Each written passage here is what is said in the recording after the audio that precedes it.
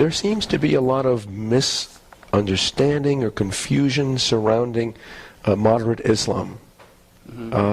Radical Islam is seen to be a fringe, and Islamists are whitewashed by those saying it's a fringe, and moderate Islam is the core of most Muslims, and there's no need to be concerned about Islam in another society.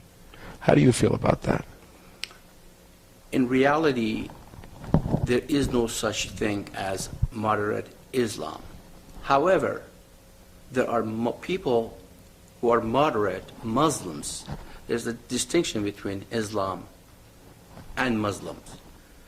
And those who are moderate, we consider moderate Muslim, are culturally Muslim, which means they don't practice the religion. In fact, they're Muslims in name only. And they're roughly 10 to 15% of the population has been statistically radical views. But majority of Muslims do not have that, but sometimes they're used as foot soldiers for Islam. And the trust factor has been lost since 9/11 attack, bringing down the Twin Towers. So Americans are very suspicious of basically any Muslim at the moment, moderate or not moderate. Unjustifiably, in your opinion? You know, some people are truly want to have the daily life like anybody else. I believe if a Muslim is an American citizen, they're entitled to every, by law, everything else that other people have. But the radical teaching in the mosques will entice the others to follow. That's the problem. We have too many mosques here, and the people who, imams going to the mosque, teach hate, violence against non-believers. That's something that we have to monitor. Is that a fringe, or is that in mainstream American mosques? It's a mainstream American mosque. That's all there is to it. I have gone to several mosques, and I've listened to them. They preach hate. Their purpose of being here is not to teach love, is not to teach to be good, but it's to bring down the West. This is what they want to do. Islam wants to dominate. Domination is the core value of Islam. Islam has always been like that since the Prophet Muhammad time. It's always been about hate, always been about violence. And when Prophet Muhammad created Islam, he brewed a militant cult that is based on violence. And he said that either in Hadith, he said that I became victorious by creating terror in the hearts of unbeliever. This is directly come from the mouth of Prophet Muhammad. So what about these Muslim advocacy groups like CARE and ISNA and MPAC, who claim that there's too much Islamophobia? Any criticisms of radicalism is really a form of racism. What do you think about that? I think it's just the opposite. There's a lot of Christian phobia right now, because you can't even do anything if you're a Christian. And the attack of Christianity is unbelievable, especially with this administration in the White House. But there is no such thing as Islamophobia. Islamophobia is justified. It's not Islamophobia when they're trying to kill you. That is not Islamophobia. They're trying to kill you. CARE, ISNA, and the majority of them, all the student Muslim organizations here in the United States, all they do, basically they're derivatives of Muslim Brotherhood, which started in Egypt. These are all connected together. There's a huge network of Islamic radicals around the world. And it's impossible that you be Islamophobic if they're trying to attack you. If I'm an apostate. If I'm going to talk in front of a camera and tell the truth about Islam, what do they do? The Muslims want to kill me. Why? Because I'm telling the truth. The truth is the first victim. And honesty, truthfully, it's being sacrificed. The altar of political correctness. Unfortunately, when it comes down to it, is our representatives in the United States or elsewhere, they are the ones who have to really bring this up. and they really understand that we have to do something about this. This is getting worse on a daily basis. How good a job do you feel the Obama administration is doing in bringing these issues to being able to protect America from? It isn't just terrorism, is it? I mean, what's the ultimate goal? Of Islam, the ultimate goal is the domination around the world. And we've seen, since 9/11, we've seen the mosques doubled.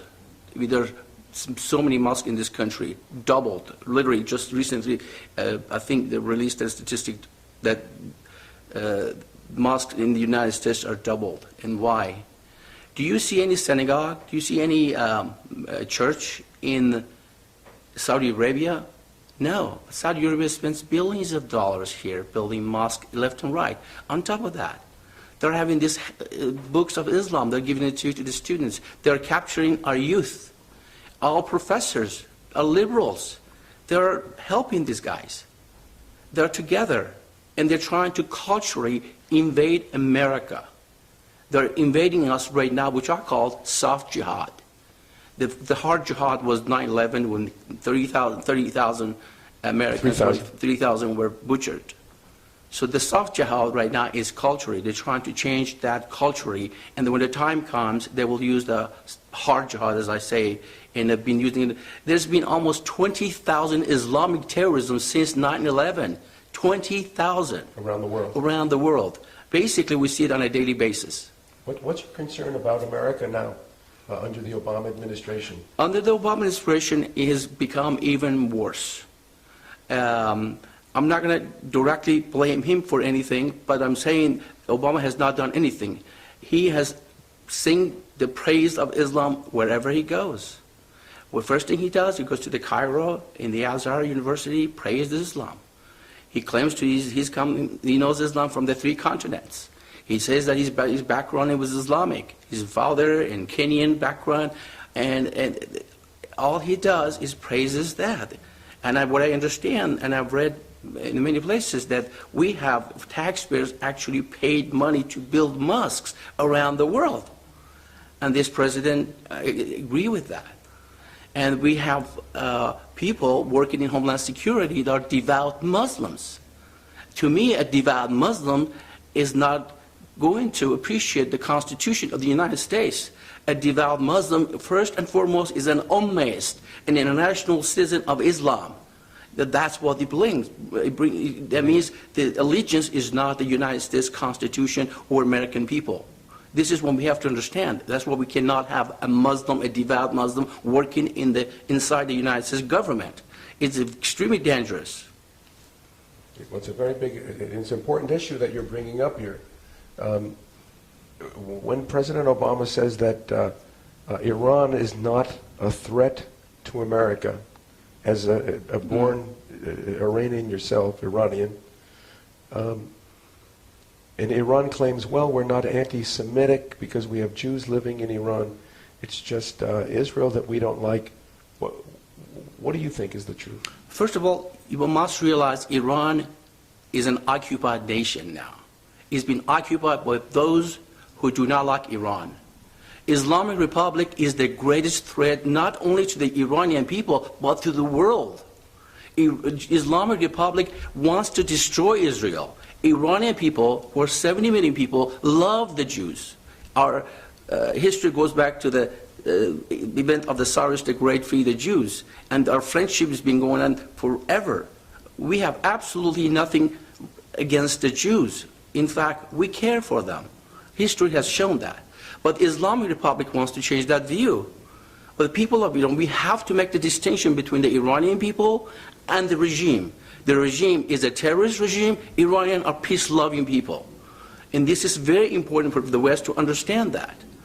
But they want what they want to do, building the bomb, the nuclear bomb. What do they need that? Is first and foremost to protect themselves from the West, to attack them so they can go ahead and do all they want to do for carte blanche around the world. What do you think they would do if they were able to? If they're threatened, they will use it.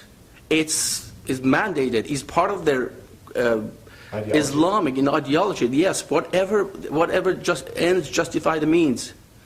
is that Nuclear terrorism? absolutely. They will use it in a heartbeat. You know, and this is just look what they're massacring. It's the same thing happening in Syria, and they have sent 10,000 elements to the Syrian, and they're massacring the Syrian people. Because Syria is their ally, is near Israel. They want to be their proxies, so they want to be close as Israel as possible. So it's not that the Iranians do not like the Jews or anyone else. It's just the regime doing that. We have to understand that. It's very important. I just heard that the Senator Santorum said exactly yesterday in his speech that Iranians are Persians. Persians historically are friends with the Jews. They have absolutely nothing against the Jews. Well, but haven't the public been brainwashed? Absolutely. I mean, Islamic threat. The Iranian people, the Iranian army, they're a threat not just to Israel. Well, most Iranian armies don't agree with the regime, but they do what they have to do.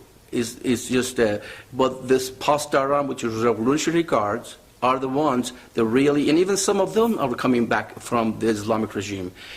In fact, in 2009 fraudulent election against Mr. Ahmadinejad, we had the opportunity of the century to go there and help those kids and dismantle the Islamic regime, and we didn't do that. And Mr. Obama, and a lot of people in Iran said, Mr. Obama, are you with us or with the terrorists? Mr. Obama said, I am with the terrorists. So that's why we are where we are. If Mr. Obama stayed with the freedom people, we would not be in this mess at this point. If you could issue a challenge to American Muslims to show their true intentions. I want them to come and get the book of Qur'an and tear it up and say, this is not our religion, because there's a lot of hate and a lot of violence in this book. If you are a Muslim and you follow Muhammad, then I don't consider you automatically a terrorist. It's danger to the United States of any person. Any person who claims to be a Muslim is a follower of Muhammad. Muhammad was a terrorist. Muhammad followed, he was a rapist. He was a thief. He killed, he murdered for his agenda, and followers doing exactly as he did. And that's what he said, follow me, do my example. People emulate Prophet Muhammad. A lot of frenzied people in Afghanistan, why do they do that? Because Prophet did it. If Prophet Muhammad can rape a 6-year-old little girl, it's okay with me. That's how it is. People have to understand and wake up. There's no much time left. Americans must wake up and understand what Islam is. The threat to the national security of this country and the world. Everything they wanted to do is just destroy America. And if they could right now, they would do it. But slowly, culturally, and then eventually, when they are able to make the bomb, they will use it. Do you think they would use the bomb knowing that it would be retaliated? To them, it doesn't make any difference. As long as they kill the kafirs, that's all that matters to them. Even though if their existence is threatened. The non-Muslims, you mean? Absolutely. As long as they kill the non-Muslims, then they're willing to sacrifice their own people. Iranian regime is willing because they don't care for Iranian people. They are willing to kill the Jews, even that Israel could retaliate 70 times more, but they don't care. That makes them dangerous. It's not like the Soviet Union. We could deal with them in a state to a state. We're dealing with a bunch of savages. A group of savage terrorists have the bomb and they want to use it. They don't care about Iranian people. In fact, they've been destroying our monuments, trying to destroy the Cyrus the Great tomb. They've been destroying thousands of artifacts of Persians. They have absolutely no feelings about Iranians or Persians.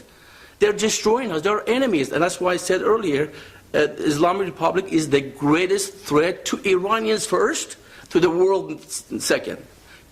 And what about this sect, the Hittites, that Ahmadinejad, the 12th Imam, Mahdi? The Mahdi, yeah.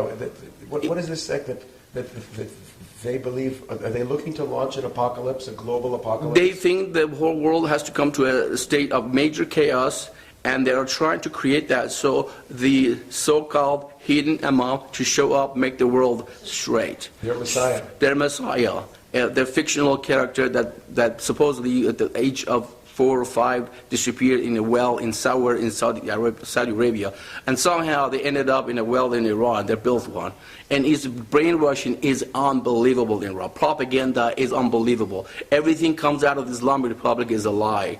Nothing they can say the truth. They've been talking to the Europeans about the nuclear issue for the past 20 years. Nothing has happened. They keep lying and then keep going and until they have the bomb, and then you're going to say, okay, we're going to respect you, we're not going to do anything about it. So this is what they want. So when President Obama says we want to rely on sanctions to stop Iran's nuclear weaponizing, sanctions, crippling sanctions works very well. If you stop, really, I mean, you have to have monitor. We have to completely shut down their oil and gas. You shut down the oil and gas, they will vanish. But if Obama won't do that, Obama has not done that. He has been talking and was not, but not been walking. He's just been talk and talk and talk. He's not interested to get involved in that. Even during the George Bush's time, I mean, we're just not going to blame Obama. During the 8 years of George Bush, he didn't do anything about Iran. In fact, George Bush went after Saddam and killed Saddam and helped the Islamic Republic, their greatest enemy of the Islamic Republic, and then the Taliban. So basically, in fact, they made Iran stronger. as an apostate now, as you consider yourself, or as you're told that you are, why are you coming out and speaking so strongly? Because it's so important for people to know.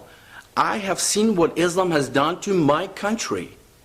I have seen so many people have been raped, killed, destroyed in the name of Islam. I don't want that to happen in the United States, which is beginning to happening. It's very important.